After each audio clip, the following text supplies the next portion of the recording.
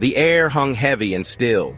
The moon, a pale disk in the inky sky, did little to pierce the darkness that clung to the abandoned train tracks. A young graffiti artist, Jake, shivered, not just from the cold. He was used to the feeling of unease that came with painting in desolate locations like this. But tonight was different. Tonight, the silence felt thick, with unseen eyes. Jake and his friend, Maya, worked quickly, their spray cans hissing as they brought a splash of color to the rusted hulks of forgotten train cars. Suddenly, a twig snapped in the darkness beyond the reach of the moonlight.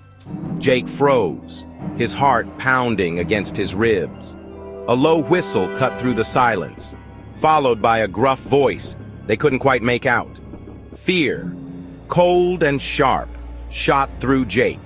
They were not alone. They packed their cans, adrenaline lending speed to their movements. As they turned to leave, a deafening crack split the night.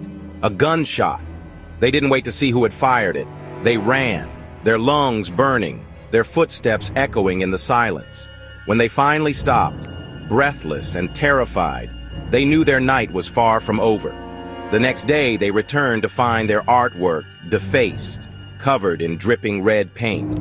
As they approached the nearest train car, a chill ran down Jake's spine. The stench of decay hit him first. Then he saw it.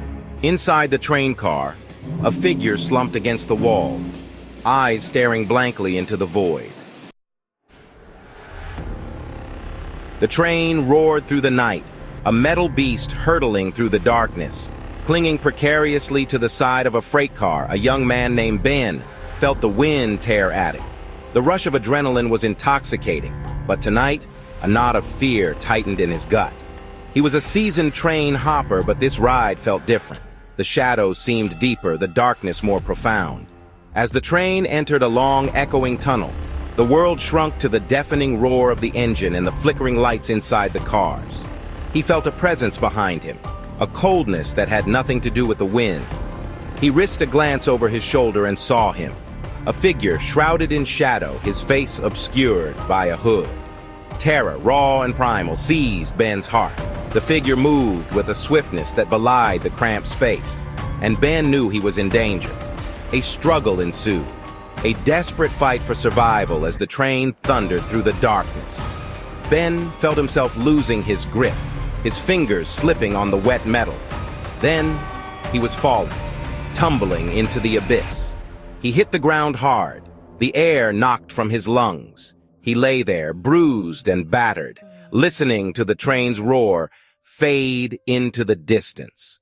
He had survived, but the encounter in the tunnel, the chilling presence of the hooded figure, would forever haunt his dreams. The last train had rumbled out of the station hours ago, leaving behind a silence broken only by the drip, drip, drip of water somewhere in the darkness.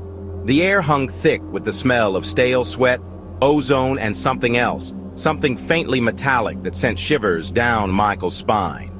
He was used to the eerie quiet of the subway tunnels after hours, but tonight was different. Tonight, the silence felt heavy, pregnant with unseen menace. A seasoned subway worker, Michael was no stranger to the unsettling side of the city that slept beneath the bustling streets. But tonight, as he made his rounds, a knot of unease tightened in his chest. He thought he heard a sound, a faint cry, a child's voice, thin and reedy, calling out from the darkness at the end of the platform. He moved cautiously towards the sound, his heart pounding in his ears. The platform stretched out before him, empty and cold. The echoing drip of water seemed to grow louder, mocking his unease.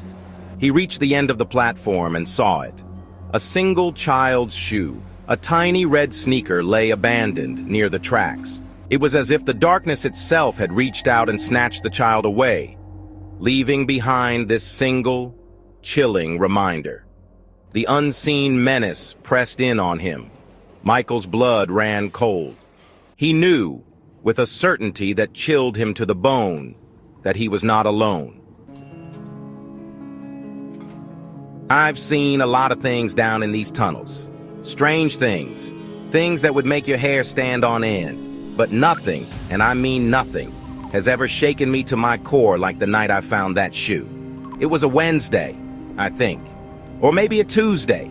It all blurs together after a while, you know?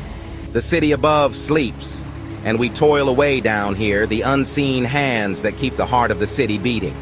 But that night, the heart of the city felt like it had stopped. The silence was the first thing that hit me.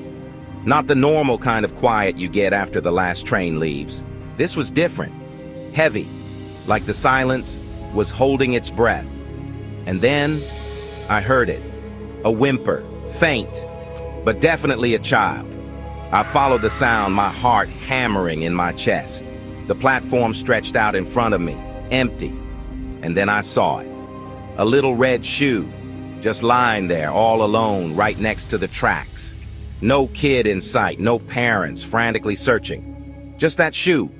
It was like something out of a nightmare. I've seen a lot of darkness down here, but that shoe, that little red shoe, it was like looking into the abyss itself. And it was looking back.